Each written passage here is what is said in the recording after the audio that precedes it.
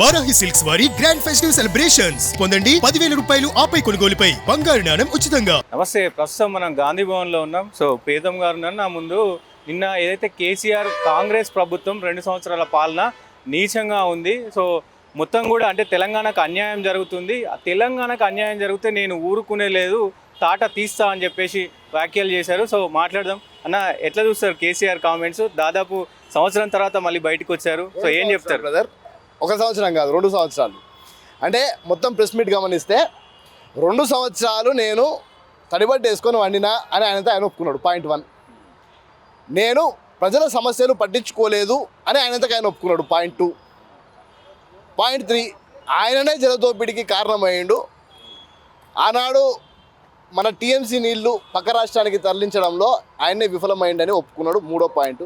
4వ పాయింట్, కోర్టులో కేసు ఉండగా నన్ను మంత్రి పిలిచిండు, నువ్వు విత్డ్రా చేసుకుంటే ట్రిబ్యునల్ వేస్తా అన్నాడు. నువ్వు విత్డ్రా చేసుకోమని ఎవరు చెప్పిరా? నిన్ను ఎవరు చెప్పిరా? నువ్వు కోర్టు ద్వారా పోయి ఉంటే మనకు వచ్చే హక్కు మనకు వచ్చేది కదా. ఇంకా అది నడుస్తుంది.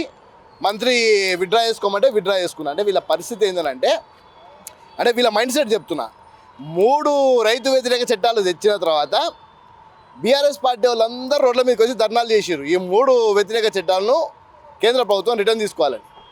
ధర్నాలు చేసిన 3వ రోజుకే మళ్ళీ కేంద్రానికి పోయి సపోర్ట్ చేసిండు ఈ పెద్ద మనిషి. ఈయన ఏం చేస్తాడు అనేది నాకు మొత్తం తెలుసు, తెలంగాణ రాష్ట్ర ప్రజలకు తెలుసు.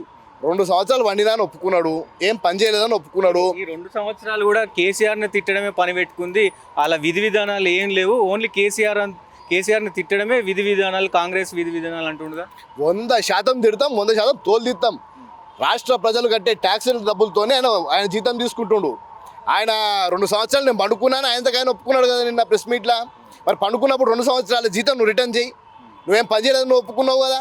ఒప్పుకున్నావు నువ్వు 2 సంవత్సరాలు, మరి ప్రజల సమ్మె ఎట్లా దుబ్బిదిన్నావు నువ్వు, నాకు అర్థం కావట్లేదు.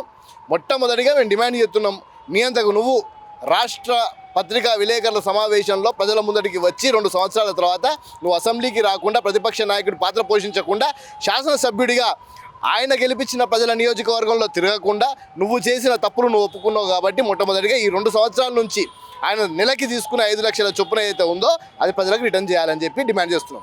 అంటే 6 గ్యారంటీల్లో కూడా కేసీఆర్ ఏదైతే గతంలో స్కీములు ఇచ్చిండో దానికి డబల్ ఇస్తామని చెప్పి కాంగ్రెస్ పార్టీ అధికారంలోకి వచ్చింది.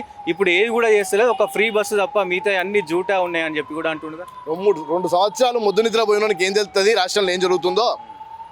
ఓ చీర కట్టుకొని బస్సు ఎక్కమని చెప్పి ఆయన కూడా ఫ్రీనే. మొత్తం రాష్ట్ర మహిళలకు మేము ఫ్రీ బస్సు ప్రొవైడ్ చేస్తున్నాము. ఆయన ఏసీ లాంచ్ చేసుకొని పడుకోవద్దని చెప్పు. 200 యూనిట్ లోపల పవర్ వస్తే ఆయన ఇంటికి కూడా ఫ్రీ ఇస్తాం పవరు. ఈరోజు ఆయన బయటకు పోయి విదేశాల నుంచి ఏదో బ్రౌన్ రైస్లో గ్రీన్ రైస్ తెప్పించుకుంటాడు. రేషన్ దుకాణం బొమ్మను పేదోడు తినే సన్న బియ్యము, మేము తినే సన్న బియ్యము రాష్ట్ర వ్యాప్తంగా అందరూ తింటున్నారు. ఈరోజు సన్న బియ్యం ఇచ్చే కార్యక్రమం కాంగ్రెస్ పార్టీ చేస్తుంది. మేము చేసే ప్రభుత్వ పథకాలు ఏమున్నాయో 2 సంవత్సరాలు పండుకొని లేచినోనికి ఏమర్థమవుతుంది అంటున్నా. పెద్ద ఎత్తున ఉద్యమం చేస్తా అంటున్నా. ఏం ఉద్యమం చేస్తాడు? ఇంకా బక్కచిక్కిపోయినాడు పాప. మేము ఉద్యమం చేస్తాడు. నేనేమంటున్నా, ఏమైనా సలహాలు సూచనలు ఉంటే ప్రభుత్వానికి ఇవ్వండి, తప్పకుండా తీసుకుంటాం.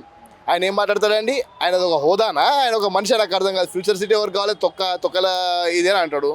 నీకు అవసరంలే, మాలాంటి యువకులకు కావాలి ఫ్యూచర్ సిటీ, మా బిడ్డలకు కావాలి ఫ్యూచర్ సిటీ, మాకు ఉద్యోగాలు కావాలి.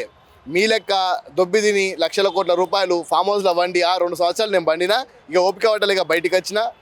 ఏం ఓపిక పట్టేది ఏం కదా.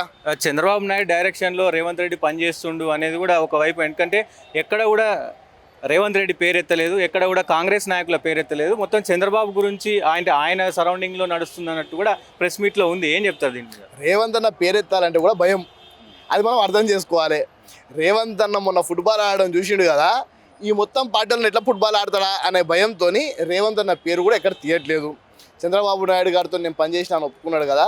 మరి చంద్రబాబు నాయుడు గారి విజన్ ఏంది? ఈరోజు హైటెక్ సిటీ వచ్చింది చంద్రబాబు నాయుడు గారితోనే. మంచి అనాలే, చెడు అనాలే.